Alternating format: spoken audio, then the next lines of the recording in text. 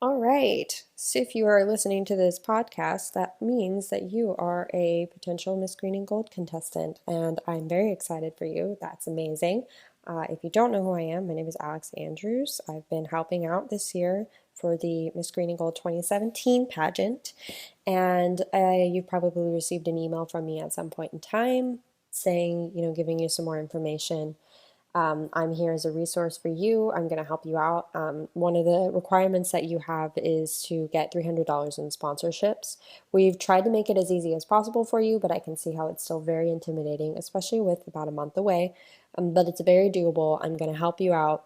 I'm going to share with you a few things, such as why sponsorships are important, where you can start, what to do if you're nervous, and some strategies to kind of help you along the way. So, without further ado, let's get started. Um, Sponsorships are pretty important. There's a reason that we asked you to do them. Number one is that it helps you with your networking and your communicating skills. As far as the actual Miss Green and Gold pageant, it's really beneficial to us because we could use that money for your scholarships, for getting you guys the things that you need to be successful the day of.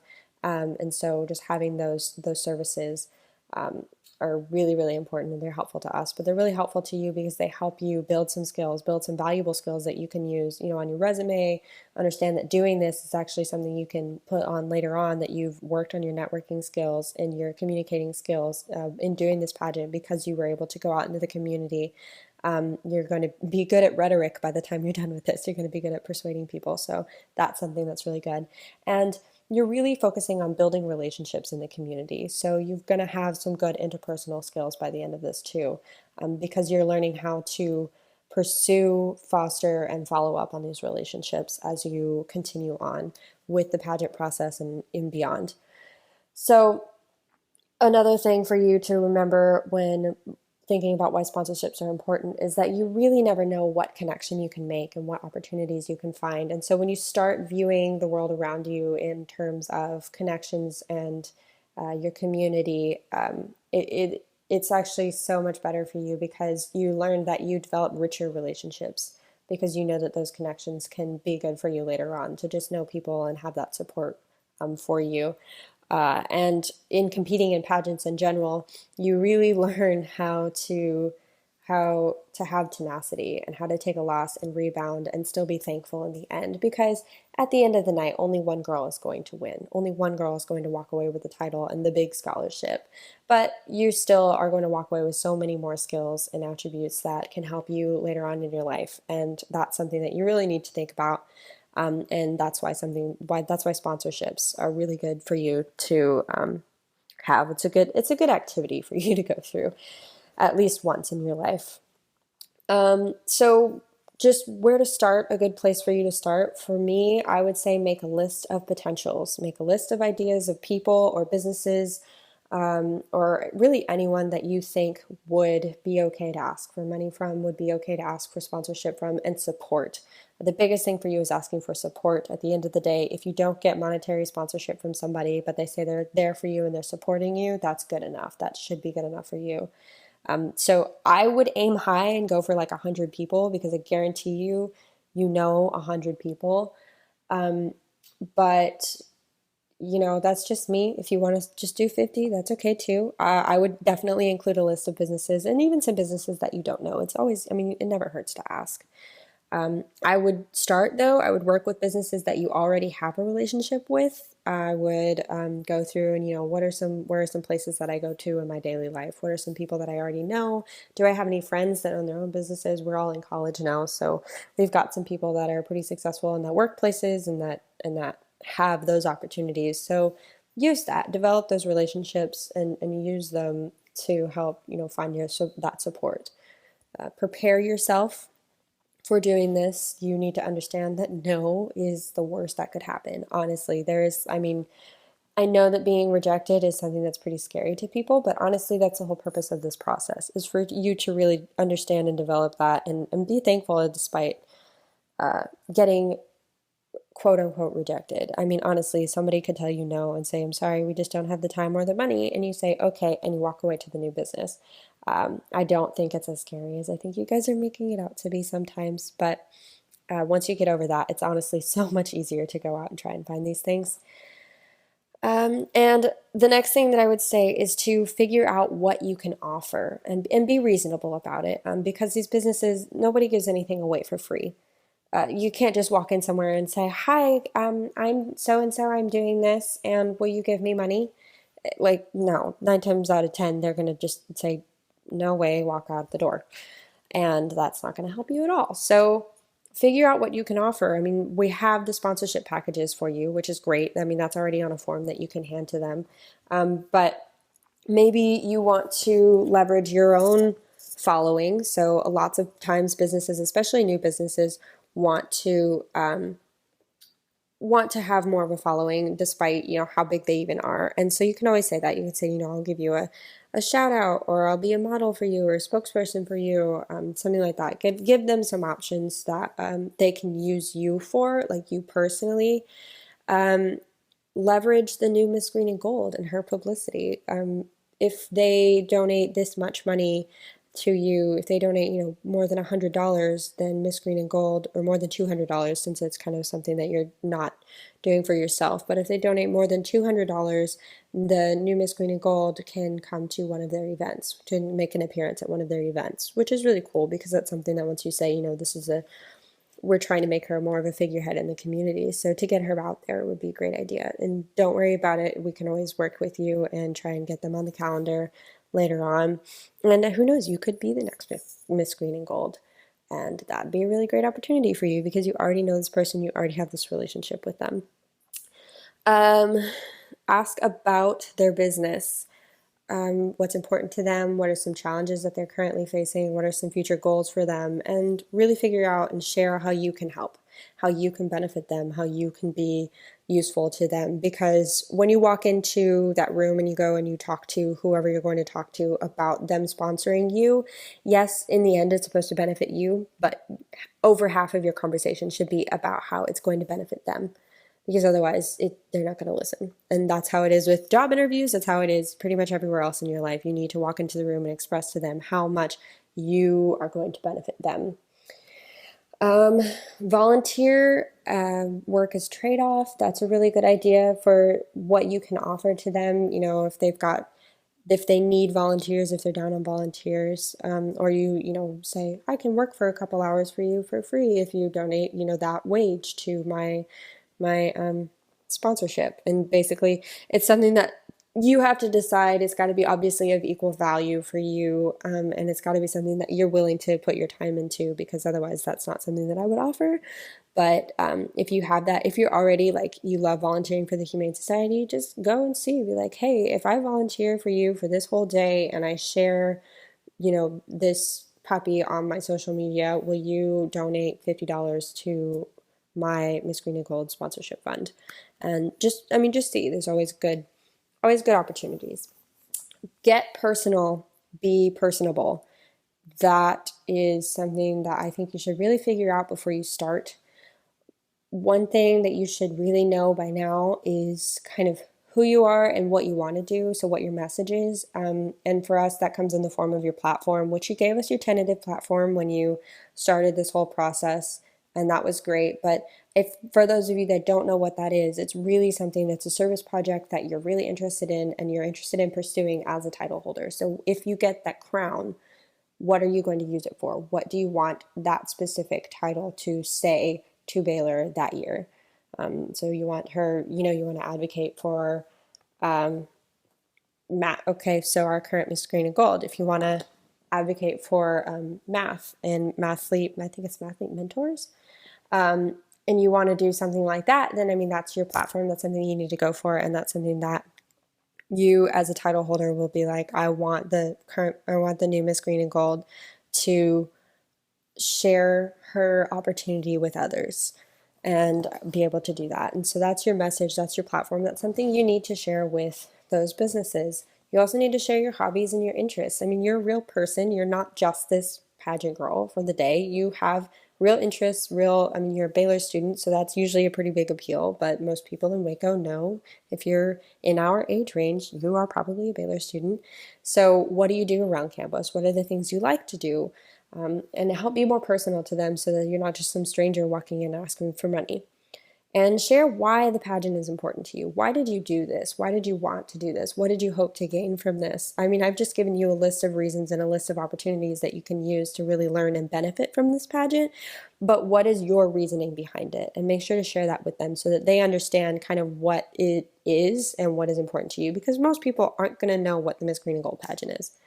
So if you walk in and just say, it's just a pageant, I'm trying to win some scholarships, but you say, it's, it's more of an opportunity for you. You want to build your communication and interpersonal skills. You want to build your networking skills, and you want to run for the opportunity to get scholarships to help you pay for your education.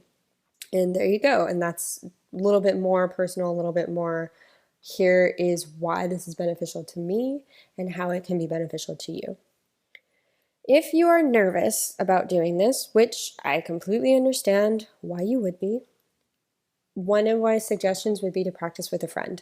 If you've got some kind of sales pitch written up of some sort or something memorized, then I would go over it with a friend. Really what I would do is sit down with a friend and have a one-on-one conversation with them about all of these topics that I just talked to you about, and figuring out what it is to you that's so important and what you need to be sharing with the community. And practice with them, like have that conversation with them, have them pretend like they're a business owner and sit down and have a conversation or an interview, really, something that they can ask you questions and you can answer them in a way that's going to benefit them, and just get in the art of turning things over to help benefit people. One of our 4 points of the crown is service. And so service is really important to the Miss America organization, the Miss Texas organization, the Miss Green and Gold organization, and it's something that should be important to you. And one of the things about service is that it's always others oriented. It's always about the other people. It's always about the business and the community. And we really want to instill those ideas with you before you compete. And that's why this is super important. Also, if you're nervous, understand that this is a relationship. You are trying to build a relationship. Don't make it about going in and asking for money, because I guarantee you, if you think of it as asking for money and think of it as something like cold and scary, it's going to become something cold and scary, and all you're going to do is come across as someone who's asking for money, and nobody wants that. They want a relationship. Businesses, especially with students our age, we have such a reach on campus.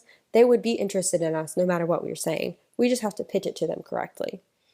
Pretend that you're going to offer help to someone you love in return for their support. And it doesn't always have to be monetary support. We've told you that you can find, the value, and that can go towards your $300 goal. I would encourage you to shoot for monetary support, but not all businesses can do that. And don't immediately go in and say, I need $300.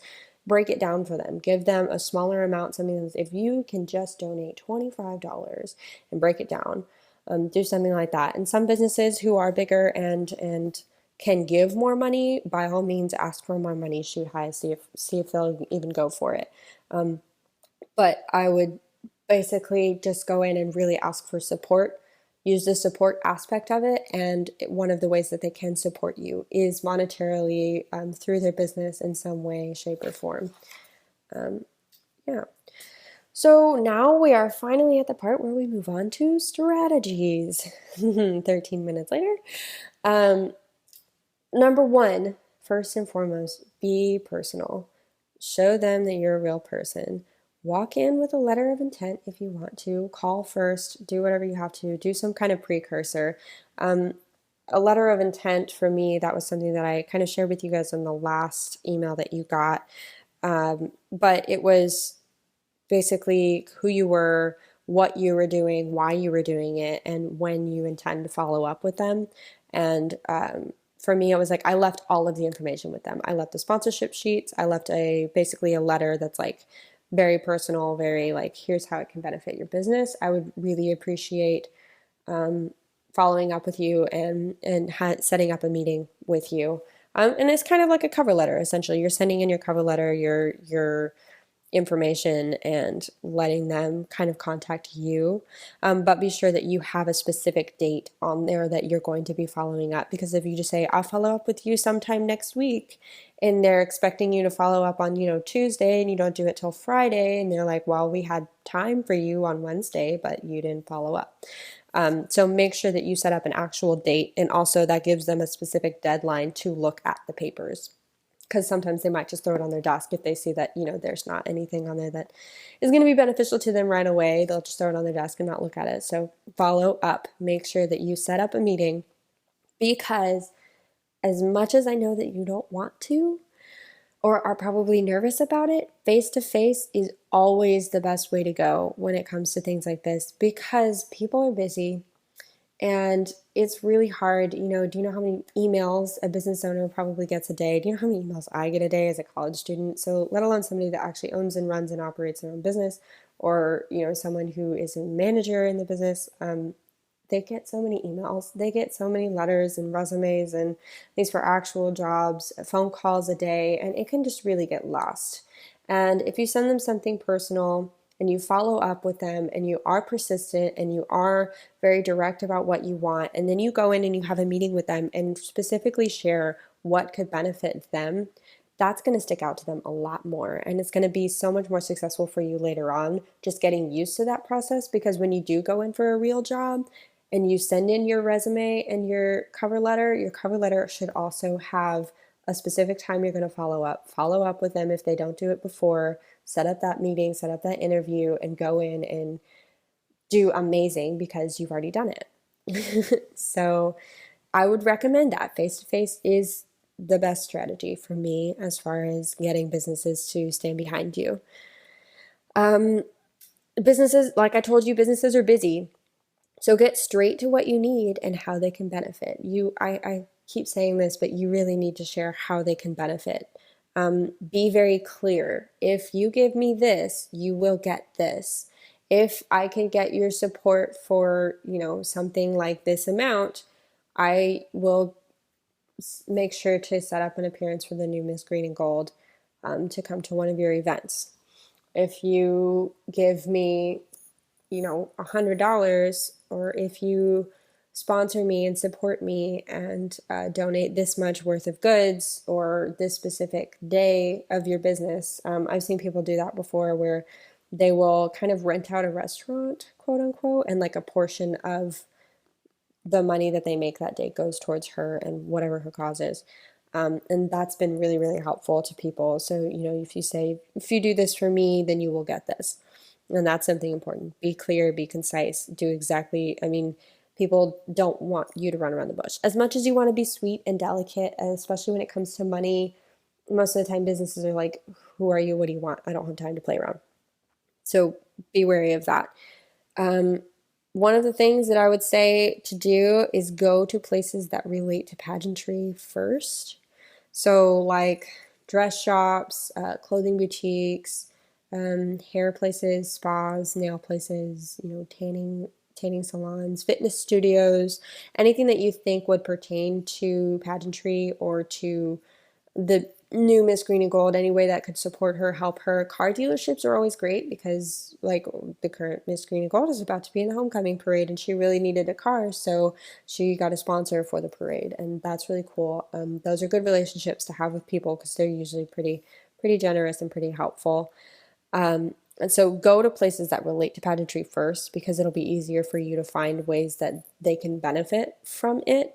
If you have, a nail place that's like, oh, okay, well, I will donate. Okay, well then I can't really give you money right now because I don't have enough time or enough money for you, but I will donate, 10% off the next girls, or like I would donate 10% off for all of the contestants in the pageant, that kind of thing. So that's really great. And that's always good. But then you can move on to small businesses. I cannot tell you how many small businesses there are in Waco, and they are the best because they're always very personal. There's always one person or two people that are very personable that you can sit down and talk to, that more than likely are the owners and operators. More than likely, you're a lot easier to get to somebody that really can make decisions very quickly. Whereas, in big businesses, you have to go through the sales clerk, and then the regional manager, and then the manager, and then the regional manager, and then, like go up the chain, and that takes way more time. So small businesses are great, and they're also more willing because they still need more of a following. They need to get out there more, and especially when you have an opportunity to give them a link to the Baylor campus, that is something you can really play up and really work with. Another thing to do would be to think outside of the box. When you're making that list of yours, really go all out. Go with anybody you know, any way that could possibly benefit you. If you know somebody that helps with a t-shirt company of some sort, see if you can talk to them about, doing the, I don't know, sponsoring a portion of the Miss Green and Gold t-shirts or something like that. Um, just go be creative, do what you can. Banks are usually required to give a specific amount of charitable money to their community. And I think this time of the year, they're usually pretty swamped with actual like charitable organizations that have events going on. But you can always ask, especially if you've got a bank that you go into regularly, people that you know who are accountants there. And that's really helpful. You can go to attorneys and business professionals. They're usually eager to get their name out there. Law offices I found have been actually very helpful, and dentist offices, which I think I just said earlier, but those are actually pretty helpful because they want to get their name out there, and there's not always a lot of opportunities for them to do that. Student organizations, since we are on campus, a lot of student organizations, if you've got some that know you very well and know you personally, you can always ask them for their support. If they want to donate and add to you, they can. If they want to support you in any way, shape, or form, you can always do that. And departments, I'm in the Department of Communications, and they are more than happy to support all the time. Caroline Carruthers, the current Miss Texas, is a elementary education. I think, well, she was an elementary education major. When she's back, she's going to do the same thing. And so, the School of Education is probably very, has their ear open to pageantry now. So that's really good. You can utilize that. Utilize your knowledge if you can. Another good strategy for you would be, instead of just cold calling people or just, trying to go in, do something nice and then ask for their support. Go in and say, hey, I'm really looking at doing this. If I were to volunteer for you, at this time, could you do this for me later on? Or, I know time-wise it's a little hard right now, but later on it could be very helpful to you, hey, I really I've volunteered for you before in the past, and I'm willing to do it again, and I'm running, and this is what I'm currently doing in my life. Would you be interested? It's always good to have some kind of basis, some kind of relationship with somebody before you just go and ask for money. And if you can't, it's always okay. I mean, there's ways around it. It's just something that's, if you have the opportunity, do something nice, volunteer for them, and then, the next day or the next week, email them and say, hey, I'd really like to have a meeting with you about potential support. Another really, really good strategy is to not prejudge people. You never know. I mean, I've said it before, you just never know who's going to be helpful, what kind of opportunities are going to pop up, and what kind of contacts you can have. And if you just count them out, like they're not going to want to do that. A radio station, something like, they're not going to want to do anything with the Miss Green and Gold pageant because they won't know anything about it. Well, you don't know that. You can always ask. And yeah, so another thing that I want to go to, and this is going to be kind of my final point, is the sponsor meeting, because I know I've talked about it a couple times, like set up a meeting with them, but then you get into it and you're like, I have no idea what is happening. So I'll go through the meeting and then I will close up because I know this podcast is getting pretty long. So with the sponsor meeting, first of all, be professional as possible.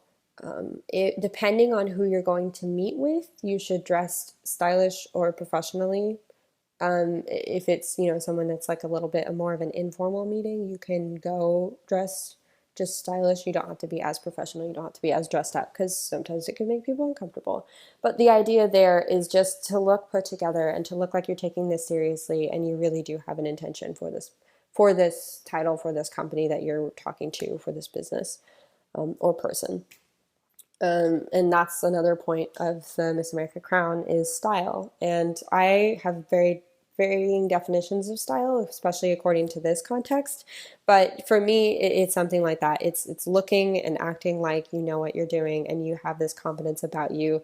And one of the best ways to do that before even actually speaking to someone is how you dress and what you put on your face. Not too crazy extensive makeup. You don't really need that, especially with personal meetings when somebody's going to be up in your face. I would do as clean as possible. Yeah, so just kind of gauge that and make sure that you're dressing appropriately, but that is something that you should consider before you go into these meetings, is what kind of meeting you're going to be having. Also, in the sense of looking as professional as possible, have a binder, have like a really nice binder. Maybe if you'd go, and even if you go to the dollar store and just find some binders that aren't paper and that aren't gonna completely fall apart, and you put your papers in it and hand it to the business, or file folders. I know that Target has like super fancy file folders, so you could do something like that. Even those are cheaper options. But put your papers in it, hand it to the business, make sure you have something for them when you walk in, and you're not just walking in empty-handed, because you will look more professional that way, and you'll look more like you actually know what you're doing and what you want. And in that folder, you should have a paper with your key points. I call it a potential sheet, because essentially it's kind of like your cover letter. You've got your name and your bio and like why you're doing the pageant and everything, but you've also got one good thing that I would say is to list like your following. So like, here's how many followers I have on social media on each thing. Here's, here's the potential following. Here's the potential for your business, and have like a potential section so that it's written out for them. It's on a piece of paper that says, here is what I can do for you. And then also have a section where it's like why sponsorships, what the sponsorships are for, what they're going to be going to, because specifically with the Miss Green and Gold pageant, I mean, these go towards your scholarships. So if they can donate monetarily, that's fantastic. These go towards helping us, like I told you, helping us be successful, or helping us make you successful as possible. Anything to help you with pageantry, help you, any services that they could donate or goods that they could donate to you that could help you in the long run. Would be helpful. Ads were great because they're going to be in program books, and they're going to be given out throughout the Baylor and Waco communities, and as many people as we can get into Waco Hall as possible is going to have one of these books, and that's really great because that's a good publicity opportunity for them too. And again, stress the benefits. That is a good place to do that. Why we have sponsorships and the potential for them, and how it's going to benefit them in their company, because they need to know that you are doing this for them. It is helping you in some way, but in a way we're really trying to get you out into the community to build those relationships and do things for people who wouldn't really otherwise get it, and you wouldn't really otherwise have thought of. Leave your information with them. That could be another sheet. It could be a business card if you have something. If you have some kind of autograph card, you can, but that's usually not until you already have a title. So if you've got some sheet with information on it, you can put it on that sheet. Do that. Leave your information for follow-up, and leave the organization's information if they want to, look into Miss Green and Gold. If you want to add a little section about Miss Green and Gold, you can always go onto our website. That's something that I kind of do when I go and try and get sponsors, is have a sheet that's about like the Miss Texas organization, like what I'm working towards. And I give a brief, history, like what their history is, what their mission is, and how I benefit from the organization, what I've learned, and how just girls in general can benefit from the organization, and where you can find more information about them. So if the business is actually very interested or starts to get interested, there's a good place for them to go.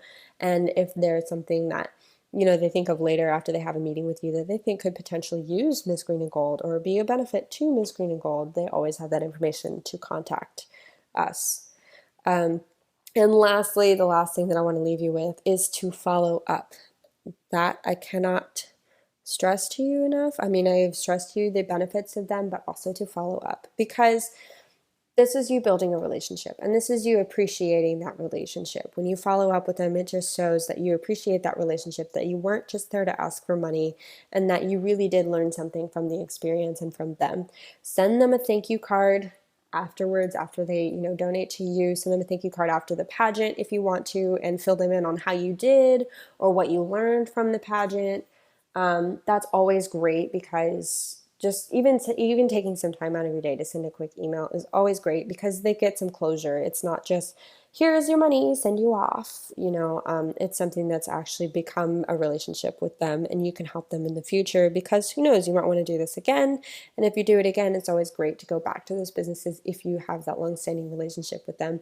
They're a lot more likely you've got those go-tos. And later on, when you want a job or need an internship or need to volunteer somewhere, you've got those contacts, and those are really good to have. And following up with people is a really, really good skill to have to be successful in businesses later on. Trust me, I know. And check in every once in a while. Again, it's building and maintaining a relationship. And so one of the things that you could do is, that company, if they have a specific name or a specific brand, you can set it up with Google Alerts. I know that there's a way that you can do it. I can't tell you right now because I have to be looking at it, but you can go in and set up with their name, and you'll get an email pretty much anytime they're mentioned in an article or something that shows up. And it's really cool because, you can say what's that food truck? Milo food truck, Waco, Texas, something like that. And anytime that those specific words or phrases come up, you'll get an email about it, and it'll let you know, like, hey, here's what's going on with that business, basically. And so if they get some kind of award, or if they, have some kind of news or information that gets shared, you can always send them a quick email or a message of some sort and give them a congratulations, or, that's so awesome, I'm so happy for you, that kind of thing. And now that it's, more of a thing, you can always do social media. You can find them and follow them on social media. That's actually a really good point to bring up because Miss Green and Gold follows a lot of businesses, Baylor businesses, a lot of student organizations, but also a lot of businesses around Waco. So if you're stuck on kind of some ideas, you can always go through and go to our Instagram at Miss Green and Gold, all one word. And you can look through who we follow and who follows us, and go see, because and especially who follows us, because you can see who's already interested in Miss Green and Gold, who's already been predisposed to some of the things that Miss Green and Gold has had to say. And that's really great because then you're not completely starting from scratch. So all of that to say, make sure that you're personal, that you share the benefits, and that you follow up, and you really understand that this is fostering a relationship with people in the community. It's so, so, so going to be beneficial to you later on in life when you're sitting here trying to do this for jobs and trying to do this for other things, and it helps to make you successful because you've already been through the process. And I cannot tell you how important it is to get through the idea of being scared of being told no, to just go after it anyways. Because for me personally, it has helped me to become a lot more successful in my life because I'm not afraid of the idea of no anymore. I've been through it so many times that it just doesn't faze me anymore. And it doesn't scare me away from doing something just because there's a risk of failure. And that is so important for you to have later on in life. That's something that you can learn, that you can share with people, and it's going to make you successful in life and hopefully in the Miss Green and Gold pageant.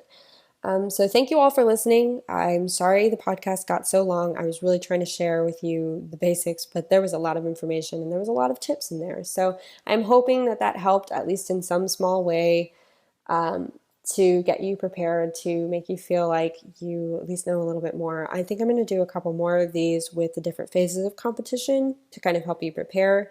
So if you would like more, you can always message me or like this, or let me know what you think. And if there was something that I could have done, any way I could have set this up a little better or done it a little bit more professionally, just let me know. I'm sorry that my voice is pretty monotone, I realized halfway through the thing, but that's how it works sometimes. And yeah, so thank you guys. Good luck. Congratulations on making it this far. You have already started such a process that's going to help make you successful in your future, and I'm so proud of you for that. So thank you. I appreciate you, and thanks for listening.